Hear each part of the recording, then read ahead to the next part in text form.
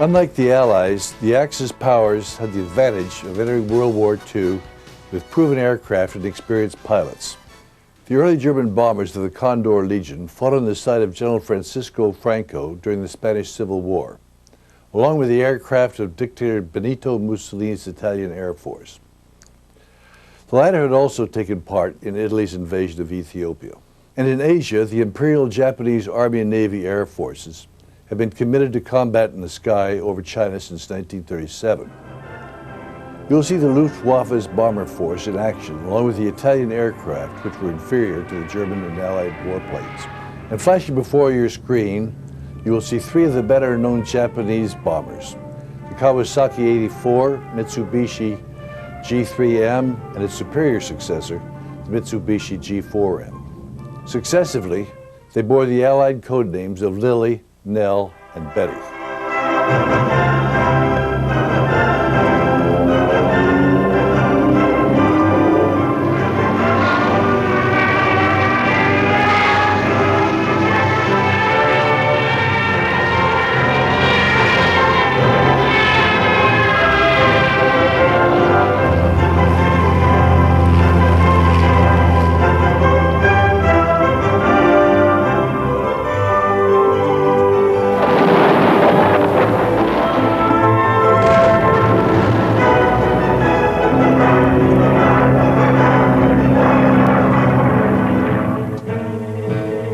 After Hitler repudiated the Treaty of Versailles in 1935, Germany built up a large and capable armaments industry, which proved itself well able to turn out large numbers of weapons of all types. However, the course of the air war soon showed that too little thought had been given to the development of new generations of warplane. So the Luftwaffe had to soldier on with types which had mainly been designed before 1939. The Heinkel 111 was the mainstay of the German medium bomber arm throughout the Second World War, despite the fact that the prototype flew as early as February 1935. Though designed from the start as a bomber, the type had ostensibly been developed as a civil transport, and some early aircraft were indeed delivered as high-speed transports. The first bomber flew in October 1936, and over 7,000 were manufactured between then and 1944, when production ceased. Within the limitations imposed by the small airframe, the Heinkel 111 was developed into a remarkably effective warplane, which was used in a variety of roles. The first variants had a conventional fuselage with a stepped cockpit, but from early 1939 this was replaced by the more familiar, extensively glazed nose. This was asymmetric, with the bow machine gun offset to starboard, so the pilot's forward view was not impeded. Early versions were powered by a pair of Daimler-Benz engines, but these were soon replaced in the definitive Heinkel 111H by more powerful Junkers Jumo 211s, each producing 1,200 horsepower. These gave the aircraft a top speed of 270 miles an hour at 20,000 feet, while its range was some 1,200 miles. The aircraft normally had a crew of 5 and had defensive armament of 5 to 7 machine guns, although that in the forward part of the ventral gondola was often replaced by a 20mm cannon. During the course of the war, the 111 equipped 30 bomber Geschwader. These were the equivalent of an Allied group, and in turn were subdivided into 3 or 4 Kampfgruppen, each of about 30 aircraft, further divided into 3 or 4 Staffeln, or squadrons. Operationally, they flew in a fairly tight formation to give overlapping support against enemy fighters, the smallest formation being the Kette, or flight of 3 aircraft. The 111 was used as the test bed for a variety of radar installations, designed mainly to be fitted to other aircraft. One of the most successful being the FUG 200 anti-shipping device. The nose machine gun was replaced by a 20mm cannon in these versions.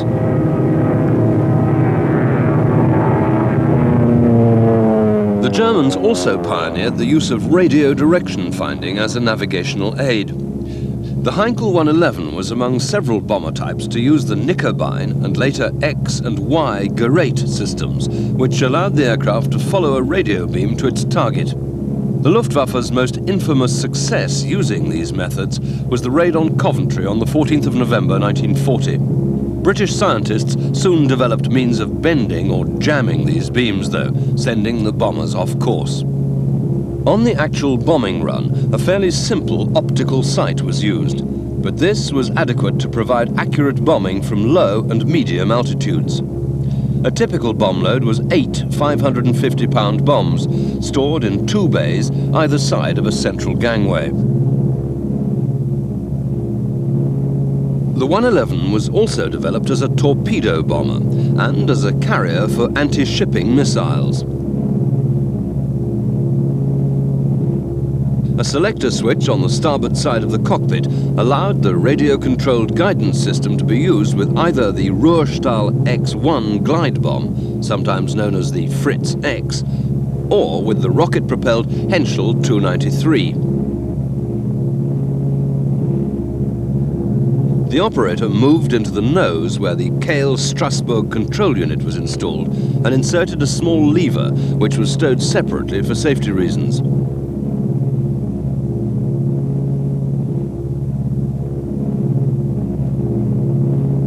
Once the target was in sight, the guidance apparatus was switched on.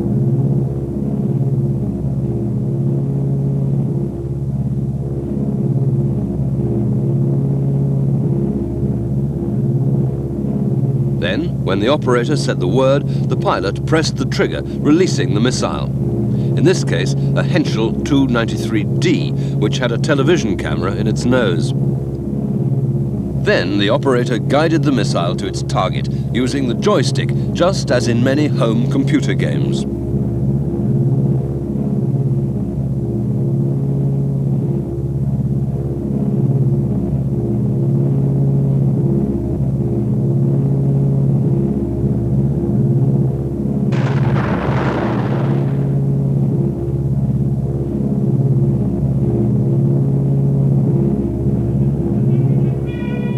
On a typical bombing run over England, the Heinkels learned to approach at low level over the coastline in order to lessen the risk of radar detection. Practically skimming the treetops at times, they made themselves less vulnerable to fighters or anti-aircraft fire.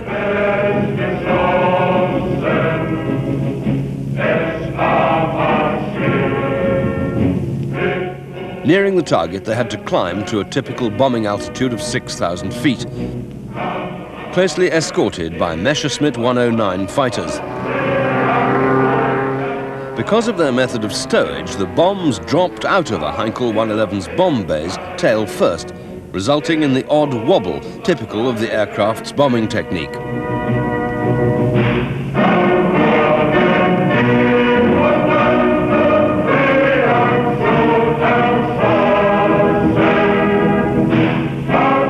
The Heinkel 111 served in all the German campaigns, from Poland, Norway, France and Britain to the Balkans, North Africa and Russia, as a bomber, transport, glider tug and even as the carrier for air-launched V-1 flying bombs, precursors of today's cruise missiles.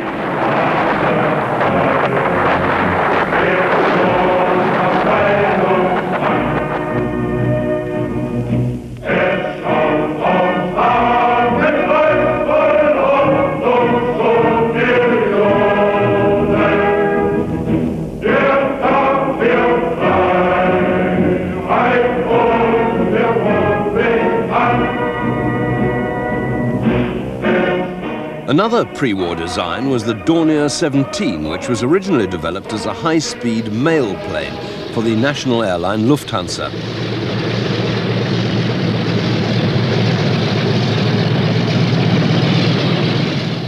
First flying in 1934, the aircraft was aptly nicknamed the Flying Pencil because of its slim fuselage.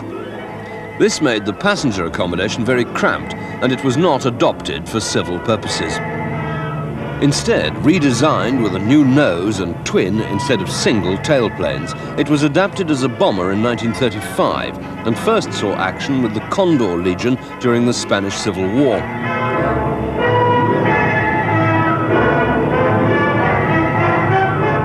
Unfortunately, the slender fuselage restricted the size of the bomb bay, and the Dornier 17 could only carry half the Heinkel 111's load. Various prototypes were built as bombers and reconnaissance aircraft, the first production variants being designated E and F respectively. But these were quickly replaced by the M and P models, powered by 900 horsepower BMW Bramo 323 engines. These only gave a top speed of 255 miles an hour at 13,000 feet. But pilots loved the aircraft because of its delightful handling characteristics. Range was also limited, normal tactical radius being only 311 miles. In an effort to improve matters, the engines were uprated to 1,000 horsepower in the Z series. However, the addition of a fifth crew member in the redesigned nose and an increase in the number of machine guns to between 6 and 8 added so much weight that performance was actually worse, tactical radius being reduced to 205 miles. The Dornier 17Z saw its baptism of fire during the Polish campaign in September 1939, being used to bomb airfields, bridges and troop concentrations. The aircraft was used similarly during the invasion of the West in May 1940, although by this time its inadequacies were very apparent, and only 9 Kampfgruppen were still equipped with the type during the Battle of Britain. Due to its limited range, the Dornier 17 was principally used to attack shipping in the English Channel during this period. The aircraft was next used during the invasion of Yugoslavia and Greece in April 1941, and then again in June for Operation Barbarossa, the invasion of Russia. By this time, there were only 4 operational Kampfgruppen, partly because of heavy losses from fighters and partly because new and improved types of bomber were entering service. Despite all this, the Dornier 17 remained remarkably popular with its crews until the last machines were withdrawn from service in November 1942. This particular machine is rigged with cine cameras to make part of a propaganda film.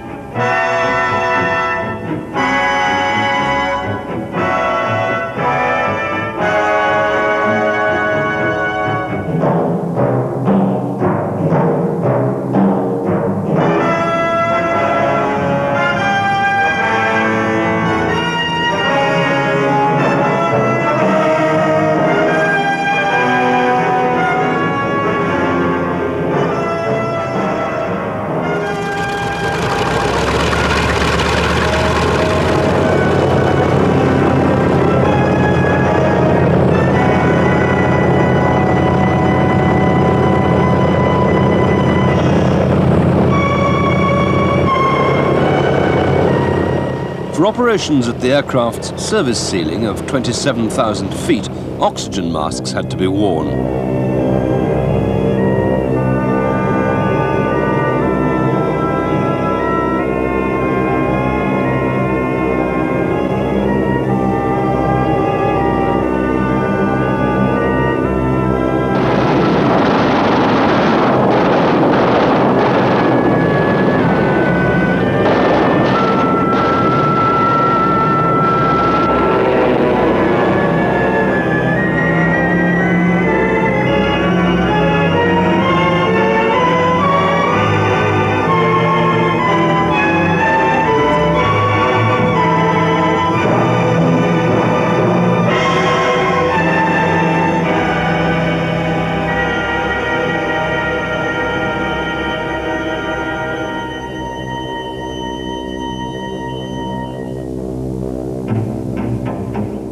The Dornier 215, powered first by Gnome Rhone radials and then by 1,075 horsepower Daimler-Benz inline engines, was an unsuccessful replacement for the 17. And the 112 that were built saw their principal service as reconnaissance aircraft. Much more successful was the Dornier 217, which was in essence a scaled-up 215. Development of a larger version of the Dornier 17 had begun in 1937, with the first flight a year later. But the aircraft didn't enter service until late in 1940 because it took 2 years to find and fit a suitable power plant. From a distance, the 217 and 17 appear virtually identical, but the new aircraft was both longer and had a greater wingspan. More importantly, it was powered by BMW radial or Daimler-Benz inline engines of between 1,580 and 1,750 horsepower.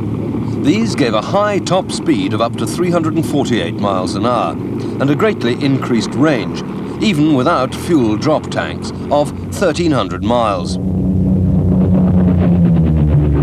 On top of this, the 217 could carry 8,818 pounds of bombs and missiles externally and internally, a greater load than any other German bomber of the period. For defence, the aircraft was usually fitted with a single 15mm cannon and between 5 and 7 machine guns. The Dornier 217 had a crew of 4 and continued in service right to the end of the war, equipping 9 bomber groups.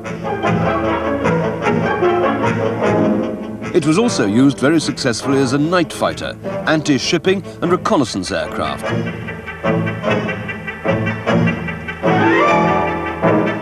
Squadrons of 217s were deployed against targets in England, as well as being used in Russia and in the Mediterranean after the Allied invasion of Sicily and Italy in 1943.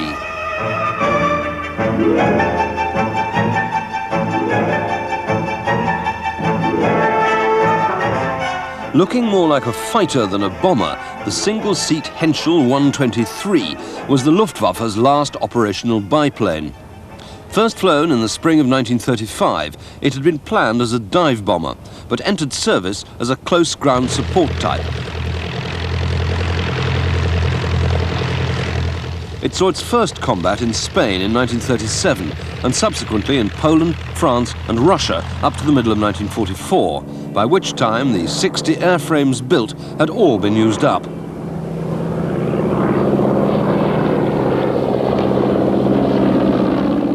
It was a remarkably agile and robust aircraft, although the 880 horsepower BMW radial engine only gave it a top speed of just over 200 miles an hour.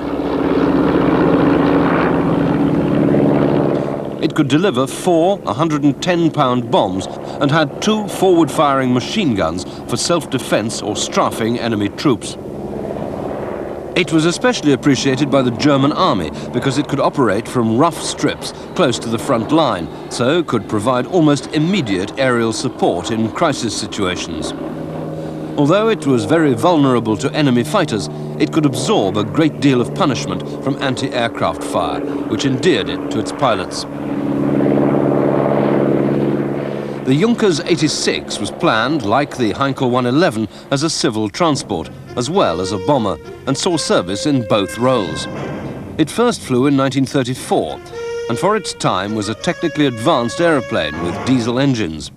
One old-fashioned aspect, though, was the provision of a retractable ventral turret for one of its 3 defensive machine guns, the others being in the nose and the dorsal cockpit. Unlike earlier Junkers aircraft, the 86 had smooth rather than corrugated metal skinning, as well as a retractable main undercarriage. The first operational bomber variant was the 86D, which saw action in Spain. It proved very vulnerable to enemy fighters, though. So the E model was provided with 800 horsepower BMW engines instead of the earlier 600 horsepower Junkers Jumo types. These increased speed from 186 to 202 miles an hour. The 4-man Junkers 86E could carry either 4 550-pound or 16 110-pound bombs, but was obsolescent at the start of the Second World War and was withdrawn from service as a bomber after the Polish campaign.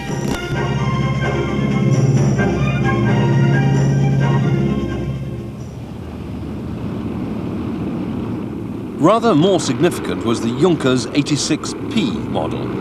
Seeing that the earlier variants were unsatisfactory as bombers, in 1939 Junkers started work on a high-altitude version with a fully pressurized cockpit and wingspan increased to 84 feet from 73 feet 10 inches.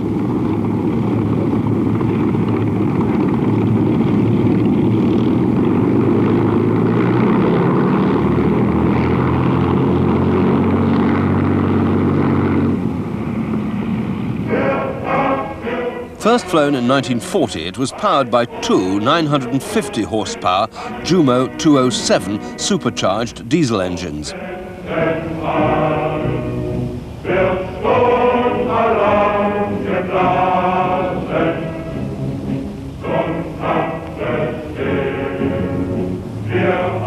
The 86P could reach an altitude of almost 40,000 feet with a cruising speed of 160 miles an hour, carrying a 2,205-pound bomb load. As a bomber, it proved no more successful than its predecessors, though, and after several had been shot down by high-altitude Spitfires, it was relegated to reconnaissance duties in Russia. A few 86Ps were further modified and given the type designation 86R. These had a wingspan of just under 105 feet, engines uprated to 1,000 horsepower with nitrous oxide boosting, and four-bladed propellers, which enabled them to reach 47,230 feet.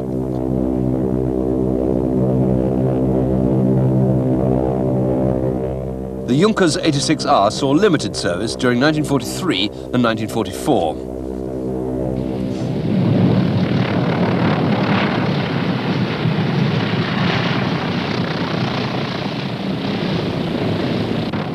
Italy entered the Second World War in 1940 with only a small industrial base, and this, coupled with an obsolete concept of air power, made most Italian warplanes inferior to their Allied counterparts.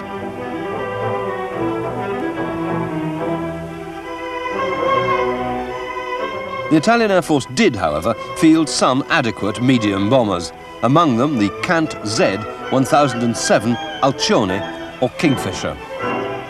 The Alcione was a 5-seat land plane development of the Z506 twin-float seaplane and first flew in 1937. Deliveries to the Regia Aeronautica began in 1939, the first 35 aircraft being powered by 840 horsepower Isotta-Fraschini inline engines.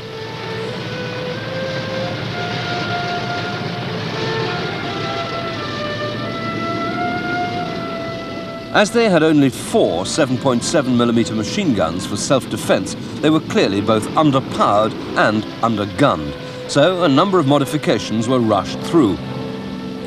These resulted in the Z1007 bis, with a longer fuselage and larger wings. New 1,000 horsepower Piaggio radial engines were installed, which gave a top speed of 283 miles an hour. In addition, 2 of the guns were replaced by heavier weapons of 12.7mm caliber. The heavy machine gun in the dorsal turret was aerodynamically counterbalanced by a metal tube of the same dimensions, so the turret could be traversed manually. Later in the production run, which eventually ran to 9 batches, the single vertical tail surface was replaced by a twin-tail unit.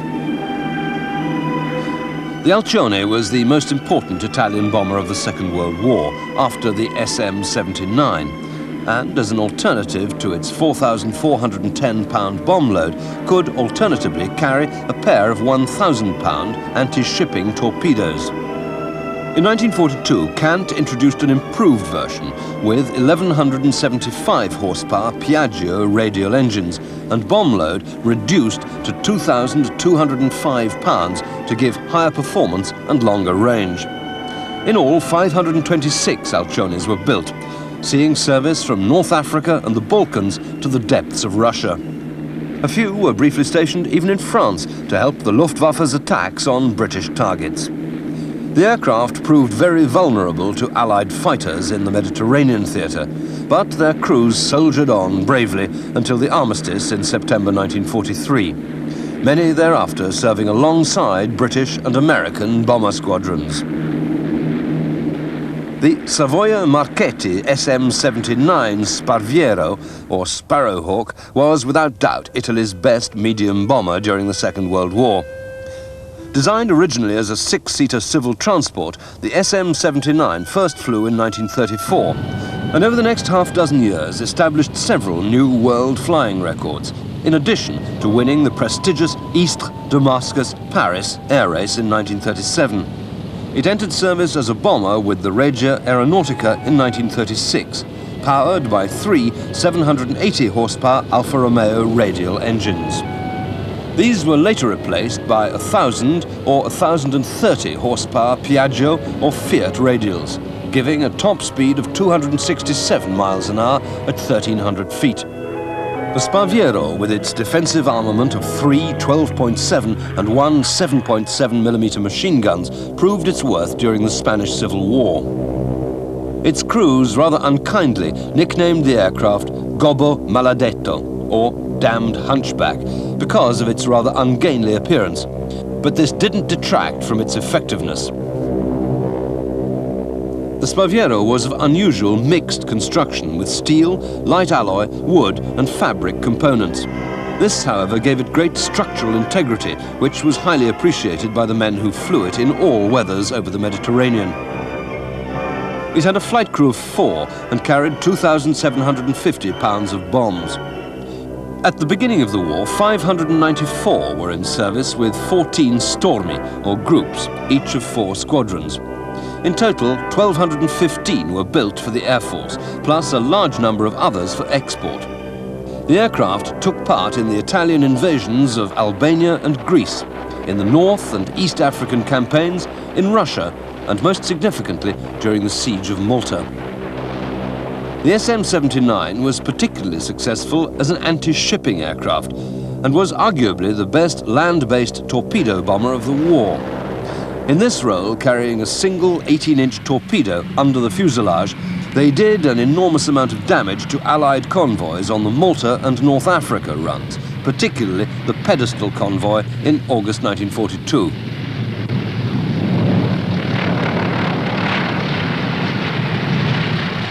When Japan entered the war with the infamous attack on Pearl Harbor in December 1941, the country had a large and well-equipped army and navy, each with its own air force. The Japanese enjoyed the benefits of combat experience from the full-scale war which had been raging in China since 1937. They rode an initial tide of enormous success as combined forces struck against the Americans in the Hawaiian and the Philippine Islands, against the British Imperial forces in Burma and Malaya, and against the Dutch in the East Indies. Ultimately, however, Japan couldn't match the manpower, strength and industrial muscle of her implacable enemies, and was slowly driven to total defeat.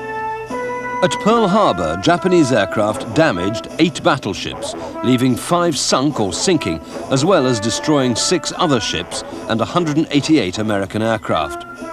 The Army and Navy Air Forces preceded the ground troops everywhere, using a combination of level bombers, dive bombers and torpedo bombers in shock attack waves, which within days left a swathe of burning buildings, wrecked aircraft and equipment, and a flood of refugees with nowhere to go.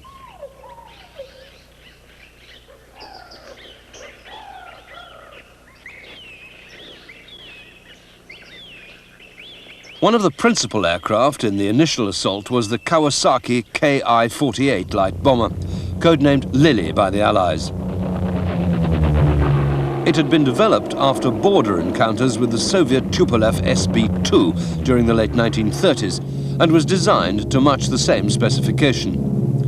The Lily went into production in 1939 and nearly 2,000 were built between then and late 1944.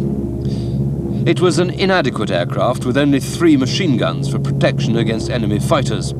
Early versions, powered by 950 horsepower Nakajima radial engines, could only carry 660 pounds of bombs. But the introduction of the 1150 horsepower radials in 1942 increased this to 1,764 pounds. The Lily had a high top speed of 298 to 314 miles an hour, depending on power plant, but still needed all the fighter escort it could get. Much more successful was the Imperial Japanese Navy's Mitsubishi G3M, which the Allies codenamed Nell. This was one of the 2 most important Japanese bombers of the war and played a key role in the attacks on Pearl Harbor, Hong Kong, Rangoon and Singapore. Greatly influenced by the Junkers 86, it was a twin-engined medium bomber, initially powered by 750 horsepower Hero Type 91s, but later by progressively more powerful Hinsei radials of between 830 and ultimately 1300 horsepower. These gave the aircraft a top speed of up to 258 miles an hour.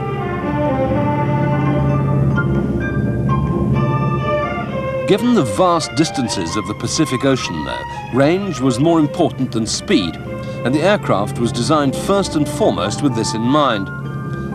Compared with German aircraft of similar size and configuration, a maximum range of almost 3,900 miles in the final M3 production version was a considerable achievement.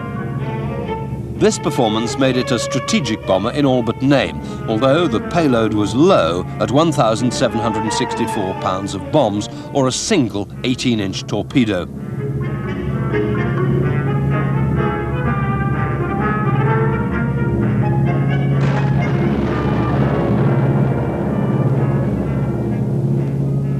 But something had to be sacrificed in order to give this range, and it was the lack of self-sealing fuel tanks or armor protection for the crew which made the Nell so vulnerable to enemy fire.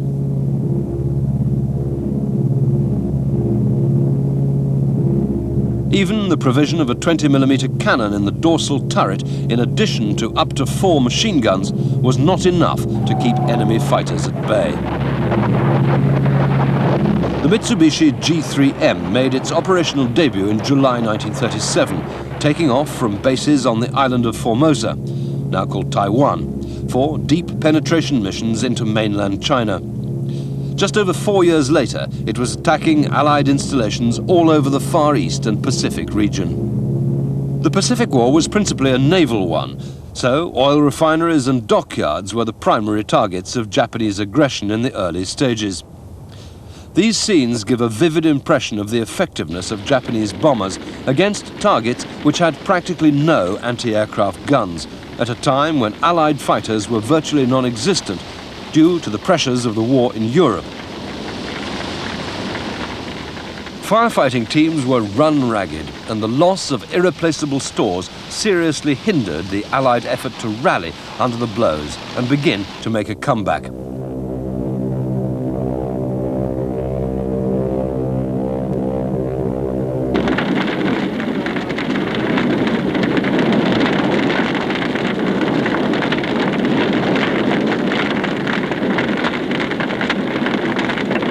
The feat for which the G3M Nell is best remembered, however, is its part in the sinking of the British battleship Prince of Wales and the battle cruiser Repulse on the 10th of December 1941. This wartime reconstruction shows how aircraft operating from Indochina found and attacked the two capital ships after their position had been reported by a Japanese submarine.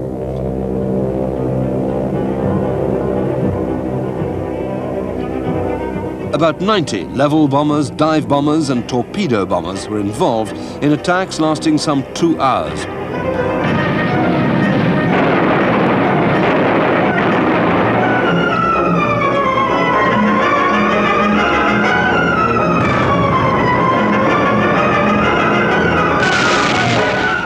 The effect on British morale was similar to that on the American nation 3 days earlier, and showed, above all, the vulnerability of capital ships unsupported by aircraft carriers.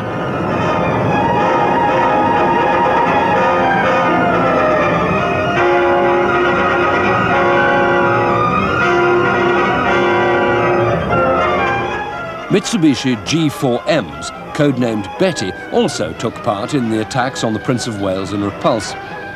This aircraft, which had a single vertical tail surface instead of the G3M's two, was developed by the same design team as a naval attack bomber.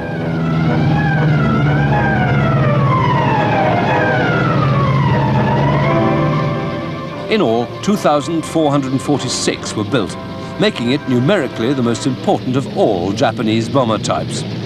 Range was again a principal requirement, so the wings were packed with 1,078 gallons of fuel, and everything possible was done to lighten the structure.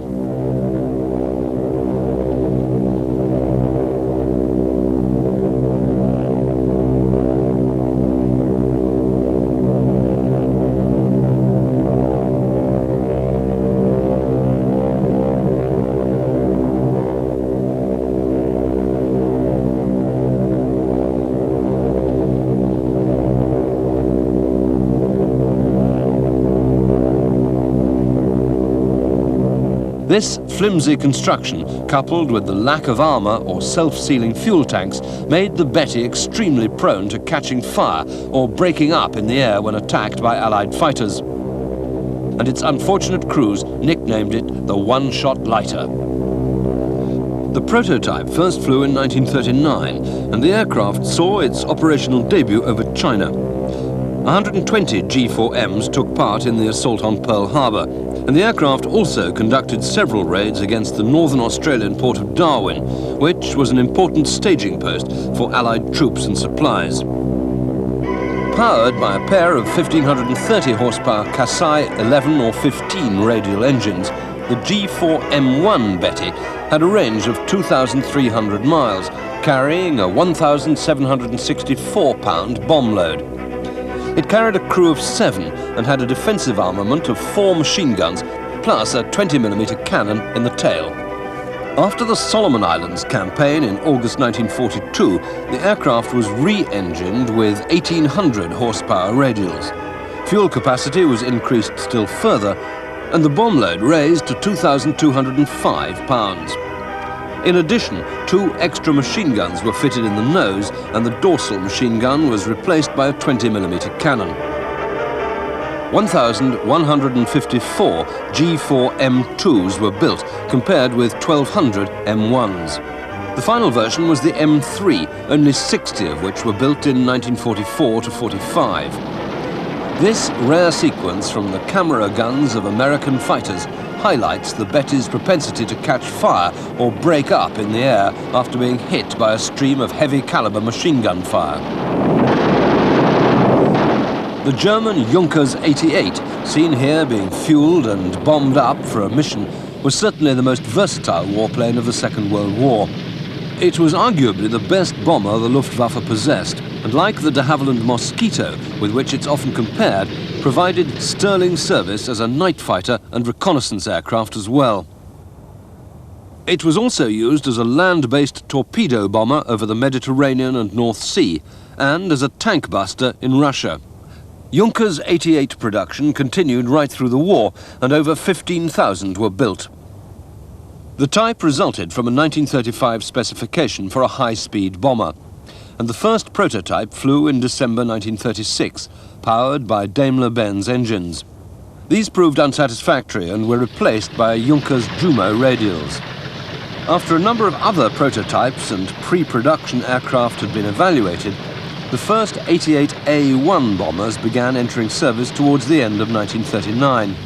These were powered by 1,200 horsepower Jumo 211 radial engines, which gave a top speed of 286 miles an hour. The bomb load was 3,967 pounds, bombs being carried both internally and externally. Later in the A-series production run, which ran to 17 sub-variants built by 6 different companies, more powerful 1,350 horsepower engines were introduced. These allowed the aircraft to carry 7,935 pounds of bombs, but speed was slightly reduced. Junkers 88s were active against British shipping from the beginning of the war, but although they took part in the invasion of Norway in April 1940, the aircraft was a rare sight over the skies of France next month.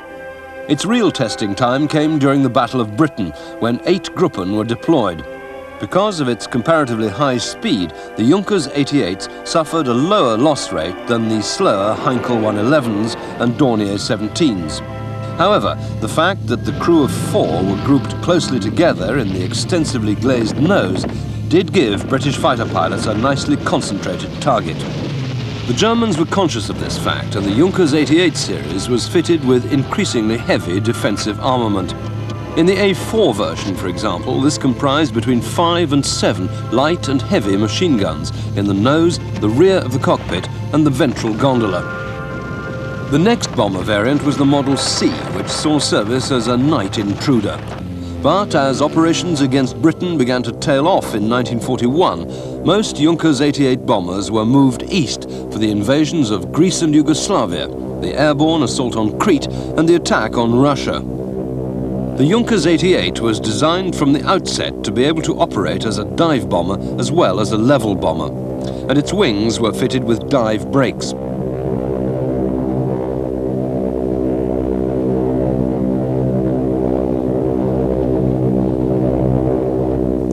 The aircraft attacked in a 60-degree dive, dropping their external 550 or 1,000-pound bombs from an altitude of about 3,000 feet.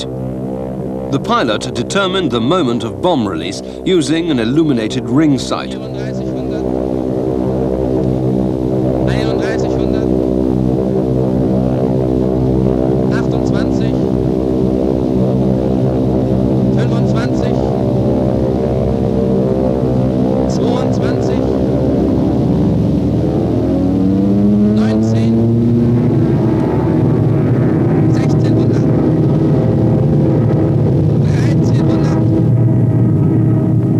Once the bombs were away, the elevators automatically turned to the full-up position to pull the aircraft out of its dive, eliminating the danger of target fixation.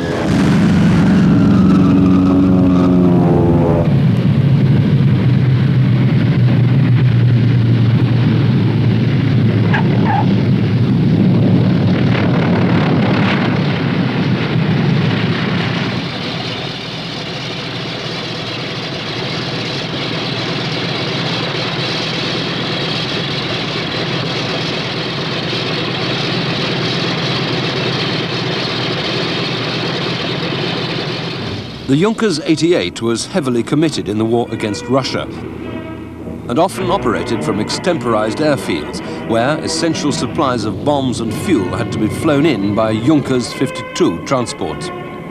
This allowed the 88s to support fast-moving ground forces from bases close to the front line.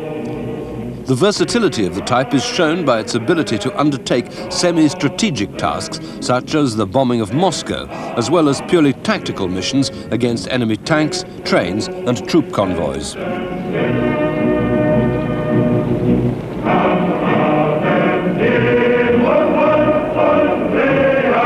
By the middle of the war, there was no doubt that the survivability of the Junkers 88A was being compromised by the improved performance of Allied fighters, including new Soviet types. The Junkers design team thus evolved the 88S high-speed model, powered by two 1,730 horsepower BMW radial engines, which gave a top speed of 379 miles an hour, or 382 miles an hour, with nitrous oxide boosting. The crew was reduced to 3, the ventral gondola being removed and a new smoothly glazed nose fitted, while defensive armament was reduced to a single rearward-firing machine gun. These soldiered on alongside the earlier A models until the end of the war. From the middle of 1943, the Junkers 88 bomber groups were progressively withdrawn from the Russian front to counter the Allied invasion of Sicily and Italy.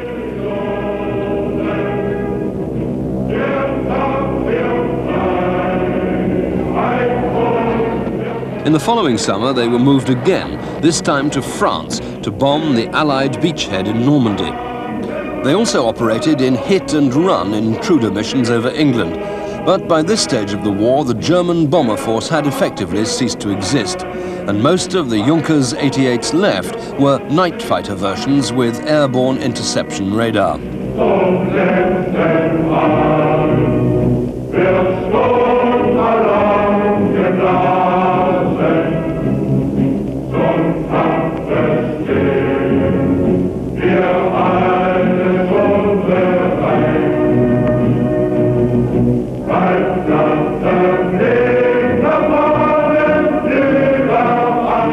The massive Focke-Wulf 200 Condor is best remembered as the scourge of Allied shipping in the North Atlantic in the hands of KG-40, but it was in fact originally designed as a long-range civil transport. The first of 3 prototypes flew in July 1937, and these aircraft soon set a number of impressive range records. It wasn't long before consideration was given to the type's potential as a maritime reconnaissance bomber, with a long gondola added under the fuselage for the bomb bay and observation positions. The type's main operational flaw was a weak structure behind the wing, and several aircraft broke their backs in heavy landings. The first military Condor was powered by 4 850 horsepower BMW radial engines. but these were uprated to 1,000 horsepower in the definitive 200C3 version. These gave a cruising speed of 208 miles an hour and a range of 2,200 miles. The crew of 8 frequently had to endure patrols of up to 14 hours duration over the bleak Atlantic. One story that the captain of an Allied ship asked the pilot of a Condor to fly around the other way because he was making him dizzy is almost certainly apocryphal, though. For defensive purposes, the Condor was fitted with 2 20mm cannon and 4 machine guns, while the maximum load of bombs or mines carried, both internally and externally, was 4,626 pounds. Later variants of the aircraft were also equipped to launch a pair of Henschel 293 radio-controlled anti-shipping missiles. The Heinkel 177 Greif, or Griffon, was the only German heavy bomber to see widespread service during the Second World War. It was also the Luftwaffe's sole attempt to create a truly strategic bomber, but fell far short of the demands the war imposed. The Greif was developed from a 1938 requirement for a bomber capable of carrying a 4,410-pound bomb load over a radius of 1,000 miles at a speed of 310 miles an hour. Finding a suitable power plant proved the biggest problem, delaying the aircraft's entry into service until the middle of 1942. The solution the Heinkel designers came up with was to couple 2 Daimler-Benz inline engines together in each nacelle. Thus, while the 177 looks as though it's twin-engined because it only has 2 propellers, it was actually 4-engined. The twinned engines each produced 2,700 horsepower to give a top speed of 303 miles an hour at just under 20,000 feet. But normal cruising speed was only 258 miles an hour. One of the ideas in using double engines was to reduce drag, but in practice they proved mechanically troublesome and prone to catching fire. Nevertheless, the Heinkel designers far exceeded their brief and produced an aeroplane with a range of over 3,000 miles and the ability to carry an internal and external bomb load of up to 13,230 pounds.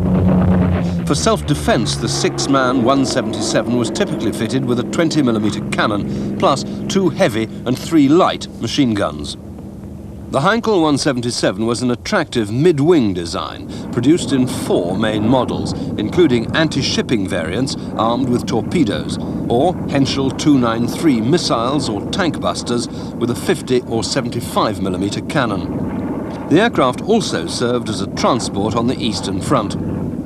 It served with 9 bomber groups and played a significant part in the so-called mini-blitz against England in the first half of 1944, attacking London and southern ports where the D-Day Armada was being assembled on several occasions. The last 177 saw the last act of the war played out in the East. A projected high-altitude version with a pressurized cabin never got beyond the prototype stage. Appropriately named the Blitz or Lightning, the Arado 234 was the world's first jet-powered bomber. Resulting from a 1940 requirement for a high-speed reconnaissance aircraft with jet propulsion, the first prototype didn't fly until June 1943, and the aircraft only began entering service in July 1944. The prototypes took off on 3-wheeled trolleys, which were jettisoned at 200 feet and landed on a retractable central skid. The reason was that early jet engines were so thirsty that virtually all the available fuselage volume had to be occupied by fuel tanks, so there was no room for undercarriage. In the air, the Blitz was a graceful aeroplane. Despite its use of straight wings rather than ones which were even moderately swept, the Arado Blitz was a remarkable achievement and typical of the inventiveness of German aircraft designers in the later stages of the war. The production bomber version, the 234B, had a top speed of 457 miles an hour at 30,000 feet, far outstripping any piston-engined fighter. It was a single-seater, and not only was the cabin pressurized, but the pilot even had an ejector seat. Due to the lack of space in the narrow fuselage, the weapons load of 3,307 pounds of bombs, or rockets, was carried on underwing pylons. Because of the very long landing run using the skid, braking parachutes were introduced early in the program. Even this didn't solve all the problems, because the aircraft then had to be reloaded onto a trolley before it could be moved. Nor were attempts at landing with the three-wheeled trolleys still in place very successful. So, in the end, the fuselage was widened and a tricycle undercarriage adopted for production models. The resulting loss of fuel space restricted range to just over 1,000 miles, even with rocket-assisted takeoff. To extend this, experiments were even carried out with the aircraft towing a winged fuel tank behind it like a glider. An unusual feature of the Tu-34 was the provision of twin remote-control 20mm cannon fixed in the rear fuselage to fire backwards at any pursuing fighter lucky enough to get close. Production totaled 210 aircraft, most powered by Junkers Jumo axial flow turbojets, delivering 1,980 pounds of thrust. Some night fighter versions had 1,760 horsepower BMW turbojets instead.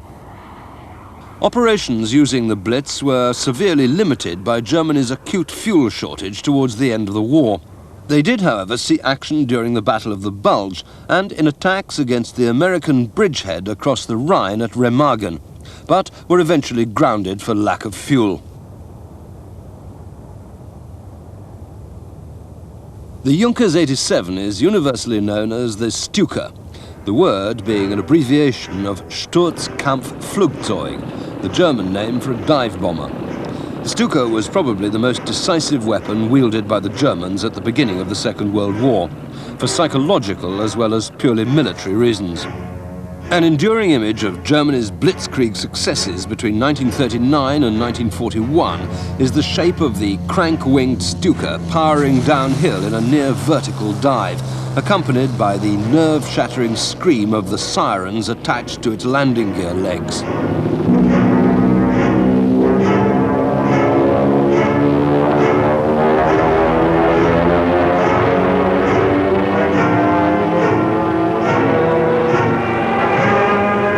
As such, the Stuka was an essential component of the aerial artillery which blasted open the path for Germany's fast-moving panzer forces. At the same time, the Stuka, with its pinpoint bombing accuracy, was by its very threat an important weapon in lowering the morale of troops facing German attack. It also made a major contribution to the hordes of civilian refugees who streamed away from threatened areas and clogged the roads which could otherwise have been used by the armies facing the German onslaught. The Junkers 87 was planned after Germany learned of the effectiveness of dive bombing experiments by the Americans. The first version, which appeared in 1935, had twin vertical tail surfaces and, ironically, in view of what was to follow, was powered by a Rolls-Royce Kestrel engine. Later prototypes featured a single vertical tail surface and Junkers engines. The first production variant, the 87A, entered service in early 1937 with a 640 horsepower Jumo 610C. This model was used with great success during the Spanish Civil War and paved the way for the first definitive variant, the Junkers 87B, in 1938. This had an uprated 1,200 horsepower Jumo engine, which enabled the aircraft to carry an 1,100-pound bomb load instead of the 87A's 550 pounds. The 87B had a top speed of 237 miles an hour and a range, fully loaded, of 372 miles. The main bomb was carried in a crutch under the fuselage that swung it clear of the propeller as it was released. The 9 Stuka Gruppen played a major role in the Polish and French campaigns of 1939 and 1940. Some 340 aircraft spearheading and supporting the panzer divisions, attacking bridges, crossroads, airfields and troop concentrations. The pilot had a dive angle indicator in his side window, and, as on the Junkers 88, a device was fitted to pull the aircraft out of its dive automatically as soon as the bomb was released. During these early campaigns, the Luftwaffe enjoyed the benefit of local air superiority. But when it came to the Battle of Britain, the Stuka's shortcomings were finally revealed. With only 2 forward-firing machine guns and a single gun in the rear of the cockpit, the Stuka couldn't defend itself against British fighters. It was as a Stuka pilot that Hans Rudel eventually became the most highly decorated officer in the German armed forces. The final dive bomber variant was the 87D, which began entering service late in 1941. This model was cleaned up aerodynamically with a new nose and cockpit, was fitted with extra armor protection, and had twin machine guns fitted in the cockpit rear. None of these factors could alter the vulnerability of the Stuka, except under conditions of complete German air superiority, a condition that became increasingly scarce. From 1942, it was principally used for ground attack work in Russia, some aircraft being fitted with under-wing anti-tank guns instead of bombs.